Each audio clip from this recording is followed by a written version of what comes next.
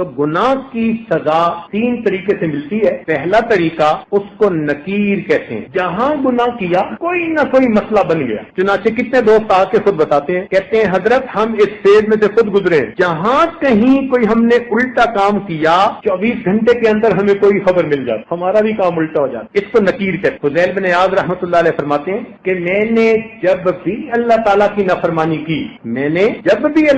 نافرمانی کی, میں نے اس نافرمانی کا اثر اپنی بیوی میں, اپنی اولاد میں, اپنے خادموں میں یا اپنے سواری کے جانور میں کہیں نہ کہیں ضرور دیکھا. میں نے اللہ کی نافرمانی کی, میرے جتنے ماتحت تھے اس میں سے کسی نہ کسی نے میری نافرمانی. تو ہم غور کریں, اگر آج بیوی ہماری بات نہیں سنتی تو کہیں اللہ تعالیٰ کی نافرمانی کا یہ نقد سزا تو نہیں ہے. آج اولاد جو نافرمان بن گئی, کہیں اللہ تعالیٰ کی نافرمانی کی نقد سزا تو نہیں ہے. کام کرنے والے کاروبار میں جو دھوکے دے جاتے ہیں, کہیں یہ نقد سزا تو نہیں ہے. تو اس کو نکیر کہتے ہیں کہ گناہ کیا اور اس گناہ کی فوراً سزا ملی. غلطی کی, تھپڑ لگ گیا تو پھر سنبھل گیا کہ اچھا اب نہیں کر. یہ اللہ تعالیٰ کی رحمت ہوتی ہے. غلطی پر جب ماں تھپڑ لگا دیتی ہے نا تو ماں کی شفقت ہوتی ہے, سمجھانا ہوتا ہے, خبردار آئندہ نہ کرنا.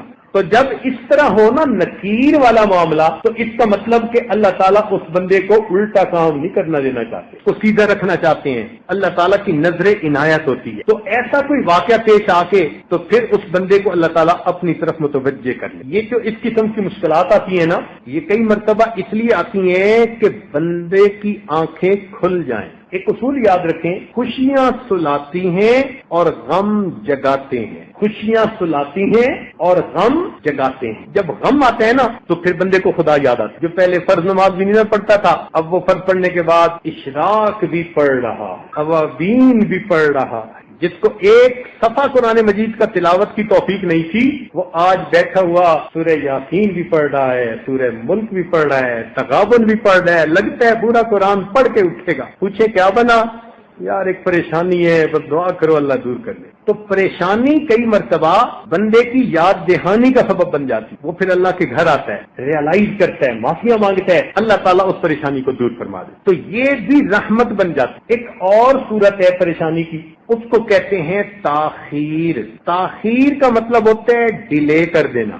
یہ پہلے سے بڑی سزا. وہ جو نقد تھپڑ لگتا تھا نا, یہ اس سے بڑی سزا کہ اللہ تعالیٰ اس کو فوراً تھپڑ نہیں لگاتے, موقع دے دیتے ہیں, ڈھیل دے دیتے ہیں. اچھا تم کرتے ہو, کرتے پھرو, ہم بھی تمہارا بندوبست کریں گے. تو اللہ تعالیٰ اس کو موقع دیتے ہیں. پھر وہ بندہ زیادہ برائیوں میں دب جاتا ہے, گھس جاتا ہے. جب زیادہ برائیوں میں دھس جاتا ہے پھر اللہ تعالیٰ کی اچانک پکڑ آ جائے. اور یہ پہلے سے بڑی سزا, بہت بڑی سزا. کتنی بہنیں ہیں جو اپنے بھائیوں کو بددعا دیں, کتنی مائیں ہیں اپنے بیٹوں کو بددعا دیں, کتنی بیویاں ہیں اپنے خاندوں کو بددعا دیں, پھر بعد میں بیٹھ کے روتی ہیں. تو کیا پتا ہماری ہی بددعا جو کبھی غصے میں کی تھی آج جا کے اس کا اثر ظاہر. تو اس کو پہلے سے بڑی سزا ہوتی ہے.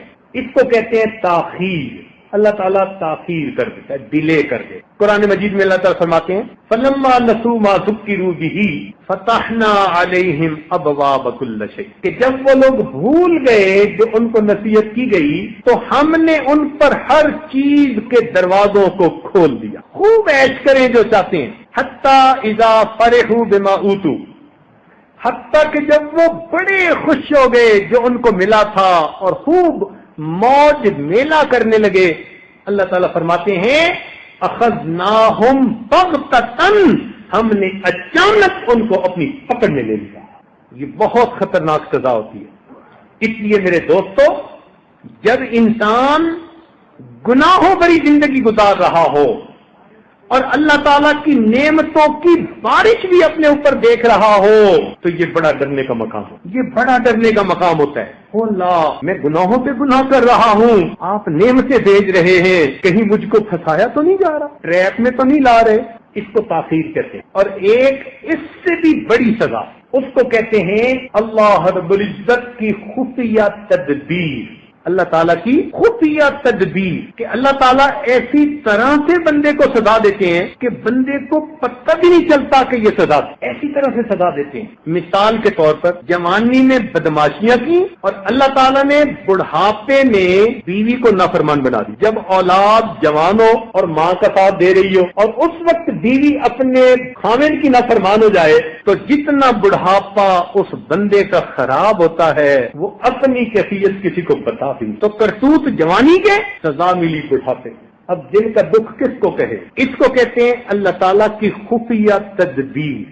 تین میں سے کسی نہ کسی ایک طرح سے بندے کو سزا ضرور ملتی ہے، کیونکہ اللہ تعالیٰ نے فرمایا من یعمل سوءا یجزا بہ، جو کوئی بھی گناہ کرے گا سزا پائے گا۔ اب اس میں کسی کو مستثنا تو نہیں نہ کیا گیا کہ جوان کرے گا تو سزا دیں گے، بوڑھے کو نہیں دیں گے، جاہل کرے گا تو سزا دیں گے، عالم کو نہیں دیں گے، مرد کرے گا تو سزا دیں گے، عورت کو نہیں دیں گے۔ نہیں، استاد ہو، شاگرد ہو، پیر ہو، مرید ہو، کبھی بات ہے، یہ میرے مالک کا اٹل قانون ہے۔ کیا فرمایا؟